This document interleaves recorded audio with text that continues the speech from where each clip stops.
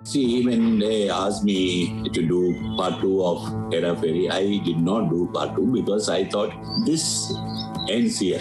Now you have to force the film. सभी को पता है कि प्रियदर्शन ने मशहूर फिल्म हेरा फेरी का निर्देशन किया था। ये एक मलयालम फिल्म रामजी राव स्पीकिंग की रीमेक थी जो 1989 में रिलीज हुई थी। हेरा फेरी आज भी एक कल्ट क्लासिक मानी जाती है, लेकिन इस फिल्म के पीछे की कहानी अलग थी।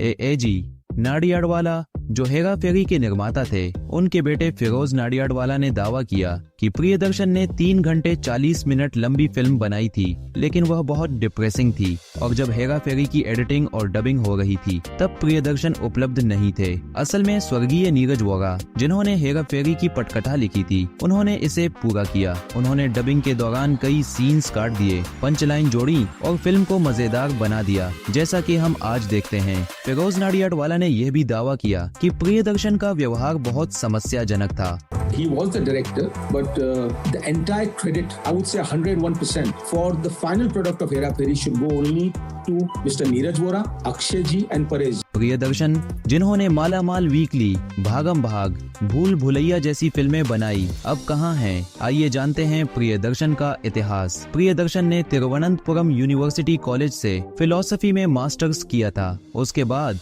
वे ऑल इंडिया रेडियो के लिए स्किट्स और नाटक लिखने लगे। उनके पिता लाइब्रेरियन थे, जिसकी वजह से उन्हें पढ़ने का बहुत शौक था। फिर 1984 में उन्होंने अपनी पहली फिल्म पोचाक्कोरसु मोक्कुकुट्टी से डेब्यू किया, जो सुपरहिट रही। ये एक साधारण स्लैपस्टिक कॉमेडी थी, जिसे लोगों ने बहुत पसंद किया। इसके बाद उन्होंने फैमिली थ्रिलर बनाई और 1987 तक कई हिट और सेमी हिट फिल्में दी, लेकिन अब वे अपने करियर की सबसे बेहतरीन फिल्म देने वाले थे। 1988 में प्रियदर्शन की फिल्म वेल्लान कल्लू नादु रिलीज हुई। ये उनकी सामान्य शैली से बहुत अलग थी। फिल्म में सामाजिक मुद्दे, भ्रष्टाचार और माफिया जैसे तत्व थे। ये फिल्म सुपरहिट रही। फिर आर्यन आई, जो मुंबई के अंडरवर्ल्ड पर आधारित थी और वह भी सुपरहिट रही। इसके बाद चित्रम आई, जो लगातार 366 दिनों तक सिनेमा घरों में चली। यह साबित करता है कि 1988 प्रियदर्शन के करियर का सबसे शानदार साल था।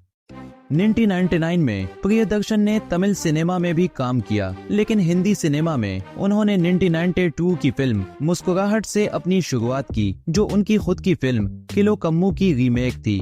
हालांकि यह फिल्म फ्लॉप रही। इसके बाद वे गर्दिश फिल्म लेकर आए, जो उनकी ही फिल्म किरीडम की रीमेक थी और यह हिट साबित हुई। 1996 में काला पानी आई, जो हिट रही। इसके बाद 1997 में आई विरासत, जो भी सुपर हिट रही। अब प्रियदर्शन ने हिंदी सिनेमा में अपनी पकड़ बना ली थी।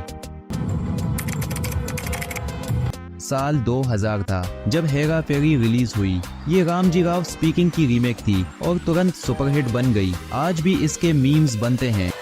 हेलो बाबूराव है? नहीं, देवी प्रसाद है, बोल। साला रख दिया तो भी बात करते। और इस फिल्म ने प्रियदर्शन को हिंदी फिल्म इंडस्ट्री में मशहूर नाम बना दिया। साथ ही अक्षय कुमार, सुनील शेट्टी और परेश रावल को भी। Priyadarshan that he gave me a movie called Hera फेरी। इसके बाद प्रियदर्शन रुके नहीं। उन्होंने ये तेरा घर, ये मेरा घर, हंगामा, गरम मसाला, क्योंकि जैसी बेहतरीन फिल्में दी, जो आज भी क्लासिक्स मानी जाती हैं। फिर चुप चुप के, भागम भाग, माला माल वीकली, ढोल, भूल भुलैया, दे दना दन, मेरे बाप पहले आप जैसी फिल्में आईं, जो सफल रहीं। प्रियदर्शन का करियर हिंदी सिनेमा में बेहतरीन चल रहा था, लेकिन फिर बिल्लू, बम बम बोले, खट्टा मीठा, आक्रोश, तेज जैसी फिल्में फ्लॉप हो गईं। प्रियदर्शन ने फिर मलयालम सिनेमा पर ध्यान देना शुरू किया। उन्होंने हंगामा 2 के साथ वापसी की, लेकिन यह फिल्म फ्लॉप रही। OTT पर रिलीज होने के बावजूद फिल्म को नेगेटिव रिस्पांस मिला। जब मैं प्रियदर्शन पर रिसर्च कर रहा था,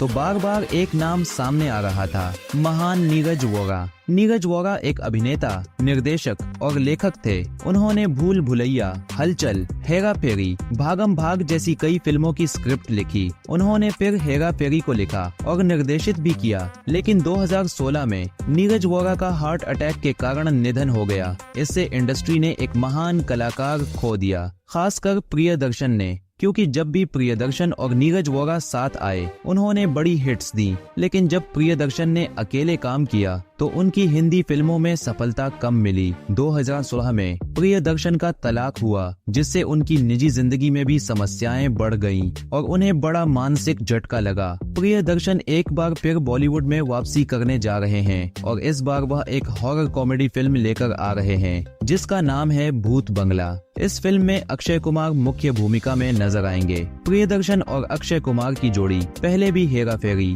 गरम मसाला, भूल भुलैया, भागम भाग जैसी कई सुपरहिट फिल्में दे चुकी है और अब दोनों एक बार फिर दर्शकों को हंसाने और डराने के लिए तैयार हैं।